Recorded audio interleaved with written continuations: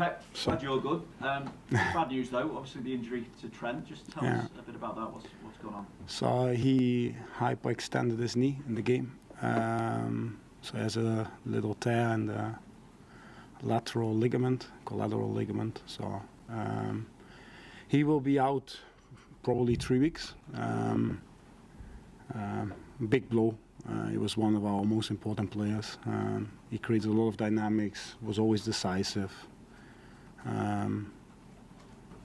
Even in bad spells, he was the one who put the balls where it was where we made the difference. So we will have to find new dynamics without him because he made our game flexible. So big blow, but hopefully 3 weeks, and with the winter break in between. Winter break, a few days, but. It seems to be where injuries are hitting this season, doesn't it? At the back again. Just looking at it, it seems as well there's been an atmosphere around the club that you've been quite relaxed during the transfer window in terms of not bolstering that back line. We saw obviously Conor Bradley have an impact at the weekend. Should mention actually Bobby Clark having an impact coming in midfield as well. Probably like the way they took the yellow cards when they needed to and Arsenal needed to hit on the break. But how much is the relaxed attitude around transfers down to the emergence of players like Conor, like Ponce, of course, as well? So two things. We spent a lot of money in the summer. So we really invested in the squad. The ownership really brought in the right players, and so this means that even when you hit injuries at the moment, they will be back in not that long. Hopefully. So I think the difference between a good season and a top season is when you are going through these phases, how the squad reacts when players are missing. So Mo going, how does Jota, Cody, Darwin, Lucho, how they step up, Harvey. And then we always believe in the academy as well. So I think one thing is that you want to produce your own players to be able to fight, to compete and to win prizes. The other reason why we have an academy and 250 players there running and dreaming and hoping is that in these moments where it's harder, when a season gets tough in terms of injuries, that they can back you. And so far they always did. Look to Conor Bradley, he comes in. Martinelli comes in, fresh, to go 1v1 constantly, and Conor maybe the first one not, but the big diagonal he couldn't clear, but after that he reads, he learns, and he can clear 2 or 3. 1v1 against Martinelli. First one he gets outplayed, the second one he learns and he closed the outside better. So these boys, they learn at the same moment, and I think Conor and Bobby, they are not backup players, they are part of our squad. They are young, hungry, and they are made for games like this. Look what happened with Jurel. Sorry to continue talking, but look what happened to Jurel. We put him in Newcastle when we were with 10 men. And after that, he feels our trust. He knows that we really can rely on him, and he makes the steps he makes. Young players just need opportunity. They don't need criticism, they just need trust from the coaching staff, and that's what we try to do. So these 2 boys, really good, but we have more of them. Do you have Virgil available again? Szoboszlai, when's he back? And Thiago, is he a couple of weeks ago? So Virgil ran yesterday while we're doing the training with the subs.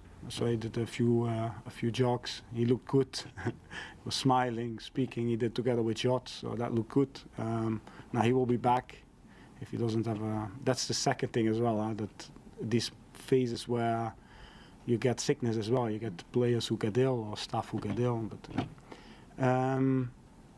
so he looks good to go. Dom is progressing well on the pitch, running, so he's not far away. Robbo is on the 3rd month mark, so he has another scan. If that goes well, then we can really decide when to have more contact. What's the tricky thing with this injury? Costas is going quicker as expected, so they both, Robbo and Costas, will be back probably in the end of this month, training with the team. So then it's still time, and Stefan and Thiago will be into next month, but no complications, so that's good. Just on the game itself, obviously it's nice to be in a semi-final, but how much of the mindset is that nothing has been achieved just yet, and it's about making the most of the position that you're in to, I suppose, lay down a marker for the rest of the season. You mean this next game or last game? Well, this next game, just obviously in the semi-final, you've got a chance to get to a final. Yeah. And if you were to go on and win that cup final, Yeah. obviously it lays down a marker. Yeah. You've already done so. No, we all dream, no? When we are young, you want to play in the most iconic stadiums in the world, and Wembley is one of them. It has so much history and so many memories we already made there, so you want to go there. That's, I think the team has this hunger. It's the closest final we can reach, but we have to respect Fulham, and they have a very clear way, a good offensive idea, really creative, especially they can build with three. The outside triangles are really flexible, so they constantly interchange positions. They have Jimenez, who's back to his old quality, how he was at Wolves, real focal point for them.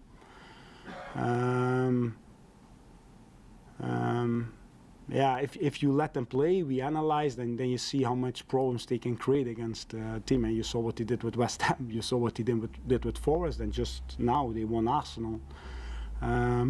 So if you let them play, they really play. They do the simple things really, really good. Really clear style. Marco does an incredible job, in my opinion. And then you have Andreas Pereira. He was my player when he was 9 years old at PSV Eindhoven. Unbelievable that you play against him now.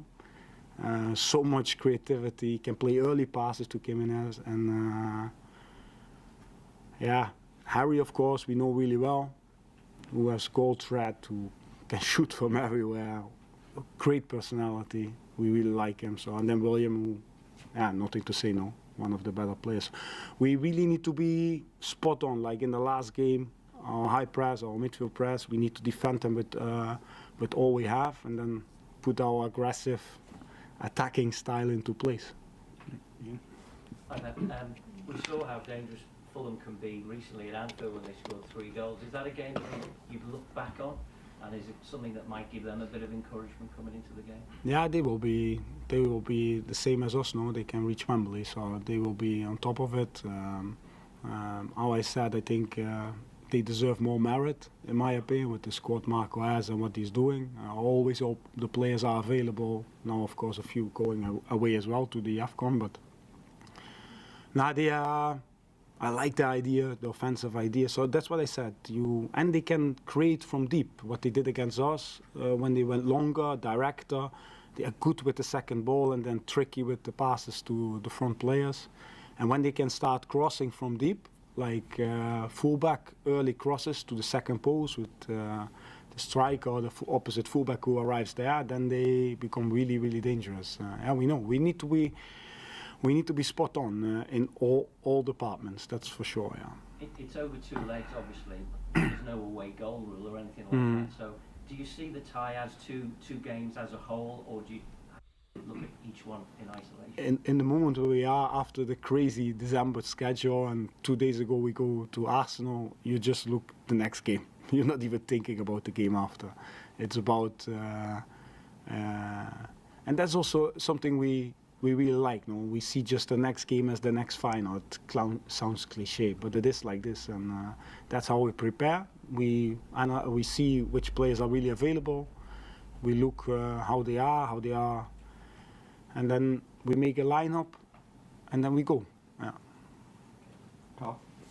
Sorry. Just to go back on Trent, his skill set has been so integral to how this side has evolved. Yeah. And what they do. So how do you replace the irreplaceable? No, we have many weapons, so there's no irreplaceable. There's nobody. That's also. Mo goes away, Jota steps up. You know, if the best players are not there, and you play really well, the second half against Arsenal, then that's a good sign. That's a really good sign, and that's what we always have been doing. We don't rely on 1 or 2 or 3 or 4 players. We're missing probably 4 or 5 core players from our leadership group: Robbo, Trent, Mo. And then you have, so we're missing 3 from the leadership. So that's a blow, of course. And he creates a lot of flexibility from the back. And he's this kind of he can play passes what the forwards really like to receive, no? And he has verticality. He knows how to decide games, and he always sniffs when to put balls where. But yeah,